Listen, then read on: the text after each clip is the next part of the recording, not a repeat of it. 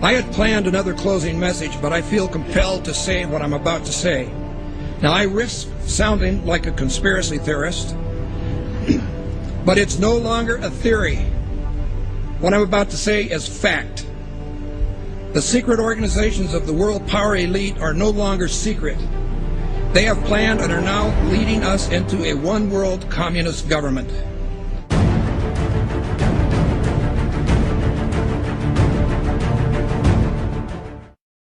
Executive order signed by President Obama has sparked controversy on both sides of the political aisle. The National Defense Resources Preparedness Executive Order was signed quietly Friday night. It gives the president the power to control U.S. resources. The Rules Committee is going to meet in the House. They are going to come up with a rule that makes it okay for them to do a same-day bill.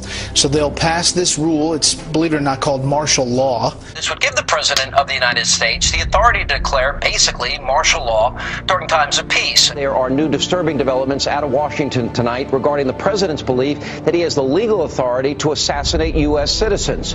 Incredibly enough, it appears that our commander-in-chief actually believes that authority exists not only on foreign soil, but right here on American soil as well. But Senators McCain and Levin have added this legislation which would authorize the president to declare the entire United States of America, all 50 states and all territories, to be a battlefield, right, even though there's no battle, thanks be to God, going on here. War on terror is different. And that would authorize him to use commander-in-chief authority in the United States, to use the military to arrest people in the United States who, in the president's opinion, are enemies of the country.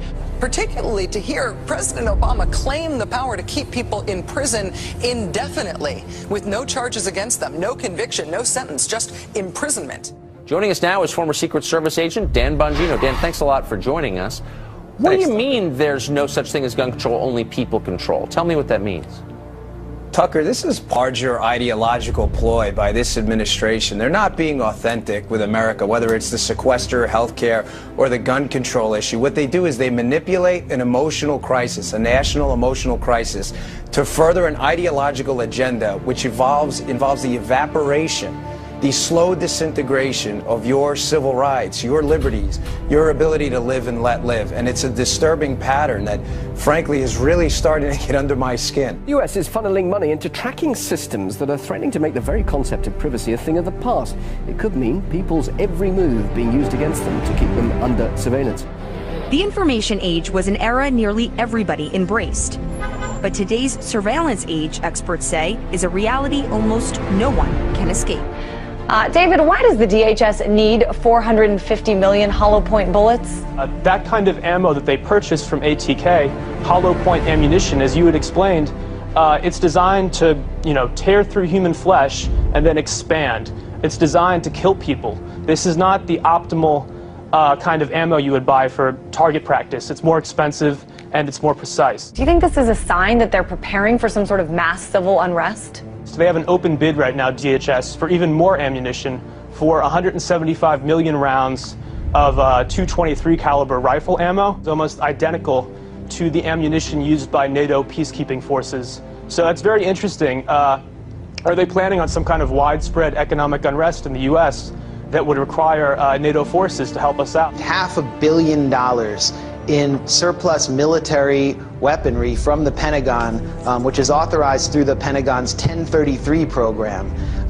During the late 70s, Congress passed legislation called Posse Comitatus, barring the military from operating on American soil. And in the early 80s, there was an effort to circumvent that in Congress by arming police with military-grade weaponry. And now we're seeing that play out in the streets. People in the inner city in the U.S. have been experiencing this. So civilians in the U.S. are now up against basically military-style policing.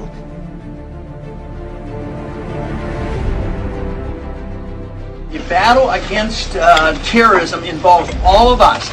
Everybody in this country is a potential terrorist. The Department of Homeland Security sent to law enforcement agencies across the country warning about the potential for an increase in right-wing extremist activity.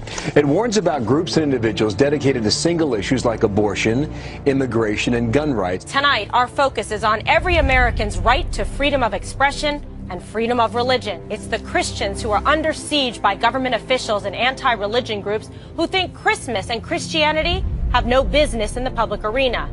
The Department of Defense has just issued a new list of extremists that should be watched. And on that, in fact, number one, past the Muslim Brotherhood, and past Hamas, Hezbollah, number one, evangelical Christians. We begin tonight with a newly leaked U.S. Army military police training manual for what they are calling civil disturbance operations. The Army manual outlines the plan to kill rioters and demonstrators in America. That's right, they have plans to confiscate our firearms and kill American citizens on U.S. soil. This during a mass civil unrest, I guess, shooting innocent civilians perhaps. And it goes on to describe how prisoners will be processed through internment camps. Wow. So there you have it. Our own military being trained for armed conflict with U.S. citizens. They're being trained to confiscate our guns in preparations to process us into camps during civil unrest.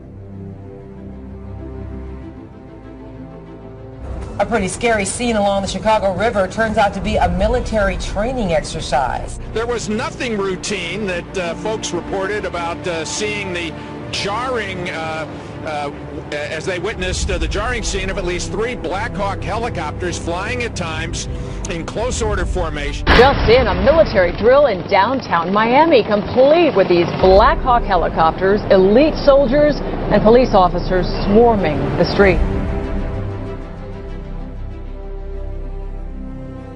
Take a look, swing back over here. This may be involved in this training or not. Again, let me tell you what all of this is that we know of. It's a joint military training exercise involving local police, also military. Sight of Army helicopters and the sound of gunfire created a lot of concern this afternoon in one Houston neighborhood.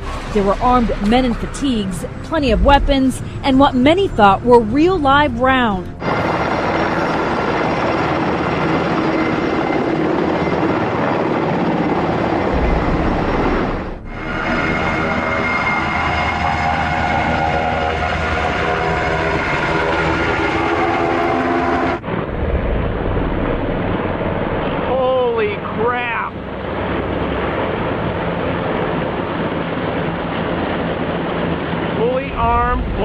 I told you they were coming. There's no lights on them. They're like bugs. So here's the article by Steve Watson. Military helicopters conduct covert exercises over U.S. bank buildings. This is all part of other drills going on to acclimate the public to being attacked by our own military that are happening here in the United States. Here it is. LAPD and elite military units conducted extraordinary counterterrorism training in the skies above downtown LA tonight. At one point, they made what appeared to be a drop-off at a park. Within seconds of landing, the helicopter was back in the air. It was a strange sight in the skies over Los Angeles. Military Special Forces flying a practice mission last night, and there are more exercises scheduled for today. The entire city of Boston is in lockdown. In the suburb of Watertown, police with guns drawn are searching door to door. I mean, we had martial law up there. FBI and all these agents coming in, closing things down, going to people's houses.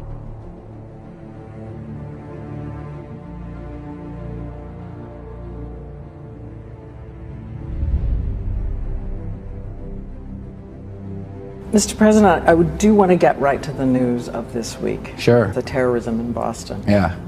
Many people have wondered if it took you right back to 9/11 when you heard it. Well, at first, I was deeply concerned that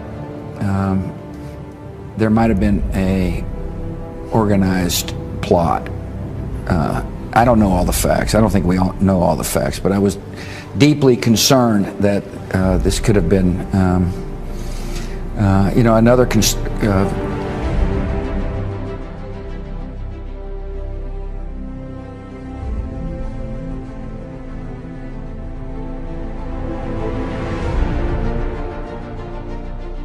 While they're doing this, they're amassing this wealth in order to redirect it toward martial law endeavor, and not just in America, but globally. They want to lock down every country. and force us into global governance, eventually force us into a global reserve currency that is like the Bancorp that the IMF has been pushing.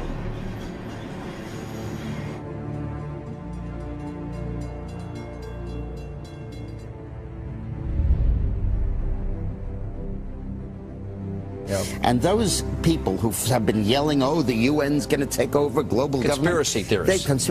They've been crazy, but now they're right. Yeah, well, when Geithner, it's happening. When Geithner said he would be open to the idea of a global currency last week, those conspiracy people had said and suggested that for years. Right. You're not wrong. And when massive foreign trade deals are made, they are done in U.S. dollars, which serves as the world's reserve currency. Now the UN is backing a plan to change all of that and create a new global currency. There is a global meltdown coming. It is a global depression, and one world currency and one world financial system is the end game. China said last week they want one global currency. France said yesterday or the day before that they want one world order, a new world order, at the end of this event. U.S. State Department, the Federal Reserve, even the EPA are sending billions of dollars overseas, and many economic and political decisions made in the United States just don't benefit us. They benefit a would-be one-world government. Because of the programs like this and just the fiscal conditions that we're in, it feels like there's a greater sense of urgency to get to that one-world government. Do you feel like the Obama administration may actually be hitting the gas rather than the brake pedal when it comes to this? To answer your question, absolutely. I think Obama's got his foot on the gas pedal and is going full speed ahead with taking us towards a global government. Oil looks higher, gold looks higher, currencies look weaker, all for the reasons that we talked about before. I mean, you've got huge wage disparities. I don't know how that inevitably resolves itself. It may resolve itself in some type of a global currency crisis. And then if the global currency crisis unfolds, then inevitably you get, I guess, an alignment under a global world government, a new global currency, and a new world order. If the feds do not stop the wild spending and do not reform Medicare and Social Security, the U.S. dollar will collapse. That means that all of our savings, all of our investments, our homes, and everything else will blow up before our eyes.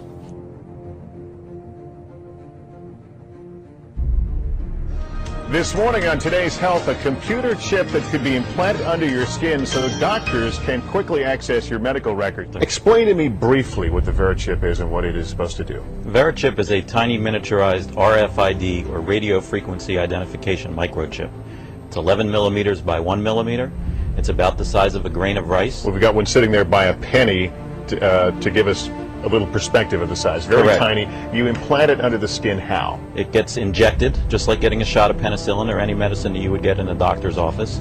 It goes in the upper right arm. Implantable human chips. Supporters hail the technology as a medical marvel. You have one in your arm right now. That's correct. Where is it? It's in the upper right arm. It's a simple injection process. Finally from us this evening, technology on the cutting edge. We were interested today to hear that more than 100 law enforcement officials in Mexico are having microchips implanted in their arms. The chips allow a person to be scanned.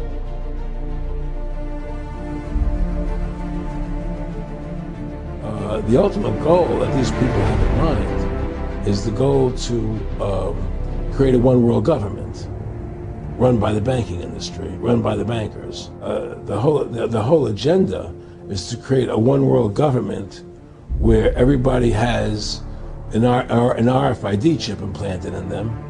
All money is to be in those chips, right? There'll be no more cash. If you're like me or you, and you're protesting what they're doing, they can just turn off your chip, and you have nothing. You can't buy food, you can't do anything. It's total control of the people. And that chip's connected to a database that has your purchasing records, what you do, what everything, you sell. Everything is in there, you know? And so they want a one world government controlled by them, everybody being chipped, all your money in those chips, and they control the chips, and they control people, and you become a slave, you become a serf to these people. That's their goal. Look, the CIA has done in this country, what they've done to us is unbelievable. Look at the terrorist acts that have occurred. The CIA behind most, if not all of them.